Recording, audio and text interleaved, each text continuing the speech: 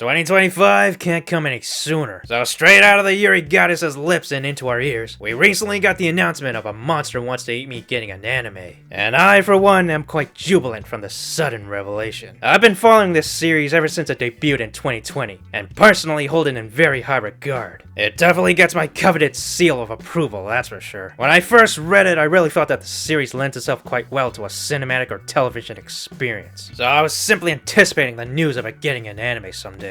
And boom! Naekawa-sai's beloved romantic drama is finally realized in animated form. So for those who are less educated, let me do a quick rundown on what the manga is about. And don't worry, I'll keep this video relatively spoiler-free. The series follows a young girl named Yatose Hinako, whose life turned into Ultra Nightmare difficulty mode after experiencing a tragic event in her youth. While she and her family set off on a trip, an accident befell them, which caused their car to plunge into the depths of the ocean, killing both her parents and older brother, and leaving Hinako the sole survivor. Since then, Hinako struggles to wash away the ever-present pain and guilt of this ordeal, and on many occasions even contemplates her place in the world. One day, on her way to school, she encounters a peculiar girl named Yuri, who claims to know Hinako for reasons unknown. Later, she ends up saving Hinako after nearly getting her goose cooked by a sea monster, and it turns out that Yuri was a freaking mermaid. But this fish has claws, baby. Yuri then explained that she wishes to eat Hinako when the time is right, and the latter expresses silent joy at the prospect of finally being able to end her personal torment. Thus, a tumultuous and quirky relationship begins. Now, I know all that sounded like spoilers for an entire season of anime, but it pretty much happened all in the first chapter of the manga. It's also in the synopsis of the series, and kind of in the trailer too. But yeah, this is one of the more intriguing Yuri mangas I've read, and I really appreciate the deep themes of humanity, loss, and purpose. It does suffer a bit from the occasional exposition dumping though, and an important thing to note is that the Yuri itself was kind of subtle in the beginning. It's still currently ongoing too, and I think I was somewhere around chapter 40 or something when I took a break from it. But overall, it's a great and engaging story. So with that being said, let's talk about what we know about the anime so far. Now, Watatabe, as it's known colloquially, is apparently being made by Studio Lings, which for those who don't know has only made 4 other anime, all of them being Yuri too. So I guess that's their company agenda or something.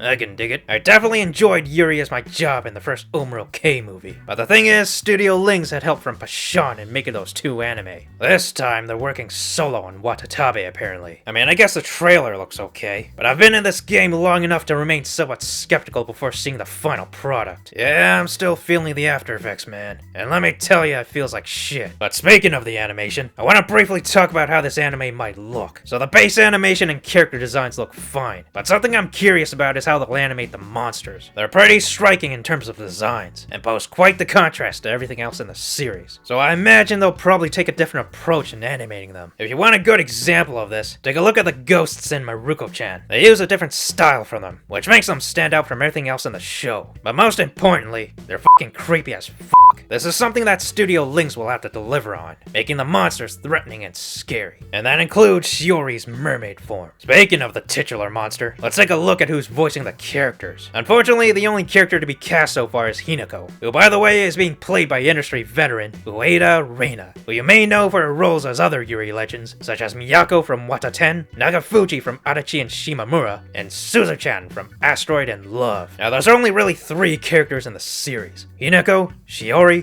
and Miko, Hinako's foxy childhood friend. But I'm sure whoever's going to be voicing the remaining 2 will do a fine job. I mean, it's not like we're strapped for talent in the voice acting industry. So another question is, how much will they show from the manga? Well, assuming we're getting 12 episodes, I think there's a good chance we can see more than the first 30 chapters being animated, with hopefully enough time to finish Miko's backstory arc. That'll be a great way to cap off the season. And to be honest, there are things in the manga you can probably speed the pacing of, especially Miko's arc. It does kind of drag on a bit. But don't get me wrong, everything else in the manga is very well paced. I mean, we're dealing with a somber drama of a story here, not a high-octane slapstick comedy. So it definitely has to take its time. So yeah, overall, very good news for Yuri fans. I just pray that everything goes smoothly as the series transitions into anime form. Lord knows that's been dicey at best recently. Anyway, let me know what you think of this. Have you read the manga? And what do you think they can do to change things up for the anime? Share your thoughts below. And before I go, I just want to briefly update everyone on the anime I'm currently watching this season. As you know, fall 2024 is exceptionally dry when it comes to Yuri, but that doesn't mean it's devoid of good shows. The 3 anime I'm watching are Acro Trip, Magi Lumiere, and of course, Season 3 of Love Live Superstar. Acro Trip and Magi Lumiere are actually really good so far, and a lot funnier than I was expecting. I will say that even though there's no overt Yuri in them, there's definitely some quality shipping to be had. And finally, Superstar is the highlight of the week for me, but I obviously have to say that since I'm biased as hell. But so far, the Yuri shipping in it is same old, same old. I mean, the Shaky May episode was fantastic, of course, but I can't help but wish for them to push the envelope a bit. Like I said in my last Let's Talk Yuri video, we're due for the franchise to give us a major breakthrough in relationships, especially since it's the first time a Love Live Gen received the 3rd season. But there's still plenty of episodes left, and I remain optimistic that we'll eventually see fireworks. Anyway, that's it. See you around. Now Watatabe as it's known colloquially. Now Watatabe as it's known colloquially. Now Watatabe as it's known colloquially. Now Watatabe as it's known colloquially. Now Watatabe as it's known colloquially. Now Watatabe as it's known colloquially.